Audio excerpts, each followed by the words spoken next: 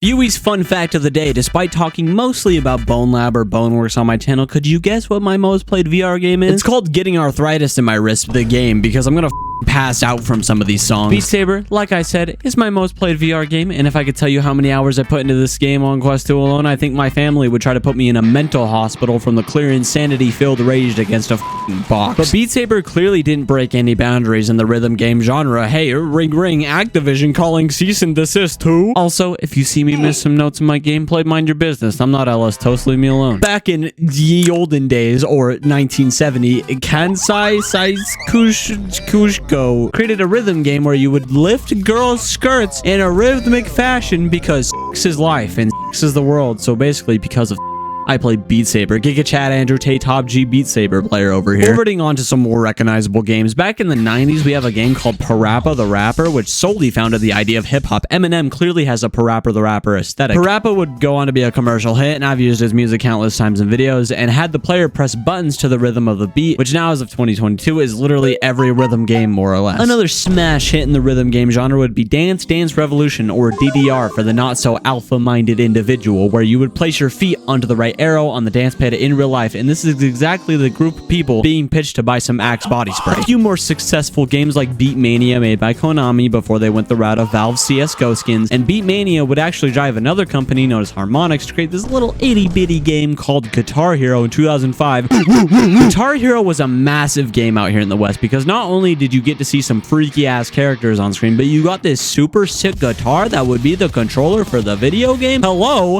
future calling. I remember a time when Guitar Hero was literally everywhere. You could walk into a Walmart just looking, sir, thank you, and leave with 4 different copies in cheap Chinese plastic. Harmonix would then make Rock Band, which follows a little more closely to the song rather than just button mashing your guitar like in Guitar Hero. Now, because Activision, who was publishing Guitar Hero, decided to treat this series the same way of Call of Duty, people realized, holy maybe I don't like spending hundreds of dollars for plastic in the same game. I'm not buying this one this time. And the rhythm game genre just nosedived into the ground, which left a few niche players to scatter to new games. New games like Osu quickly gained popularity, and I can't get behind this one. I barely know what's happening here. It's satisfying, but when my mousepad internally combusts playing this game, I know who I'm calling for damages. Now, obviously, there's more rhythm games, like I didn't mention this DJ Hero or super indie rhythm games, but this is the fucking History Channel. Now, thanks to some actually smart people, we have this new medium called virtual reality. That definitely wasn't stolen from other people's work.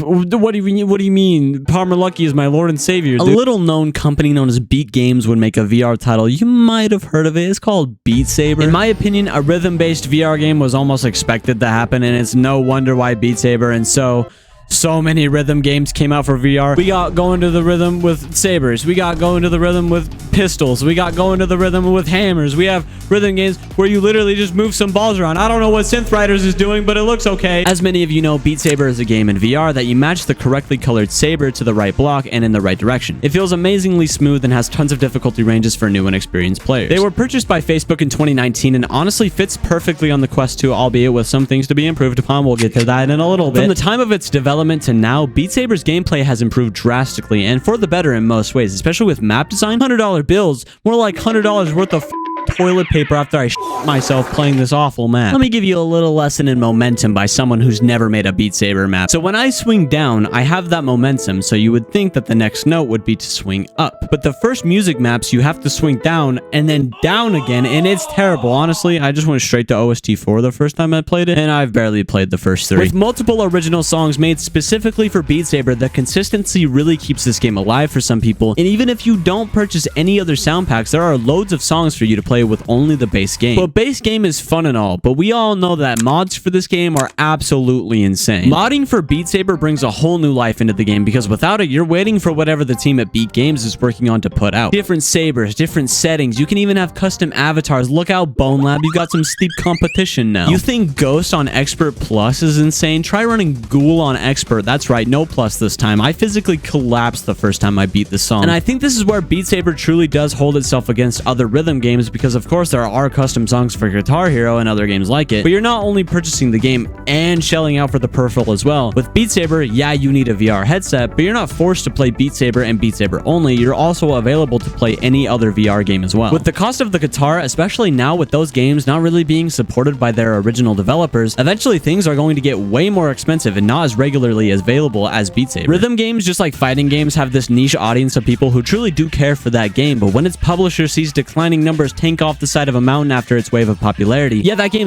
gone just like me and your mom after a Tuesday night. And of course, with modding, most of the time when you see a YouTuber play this game, if it's not just after a new pack released, it's always custom levels with mods attached to it as well. So Activision, please stop making Call of Duty a yearly release and give us a better supported rhythm game. I'm sure people would buy your plastic guitars if they had some custom levels to play on. First things first, please let mods onto the Quest platform in some way. We've already got community-driven games from AppLab. Just put a Beat Saber custom song section. I literally do not see a problem with this. Of course, you have things like copyright, and the Quest is way more mainstream and moderated than PC VR is, but I don't know how Quest players can play the same set of songs if they don't purchase sound packs. And speaking of sound packs, if I'm a Quest player and I don't like a sound pack for whatever reason, what do I do besides just sit on my headset until something interesting happens? Please update the visuals in any meaningful way. You mean to tell me that Bone Lab can come out on Quest, but Beat Saber can't have some reflective lighting or even somewhat comparable graphics to that on PC? Not many of you know this, but Beat Saber is one of the few games on Quest to actually have a demo mode, and if this is how Beat Saber still looked, this video would be gone from existence. Either update it or take it off the store. It's barely the same game visually anymore. Even the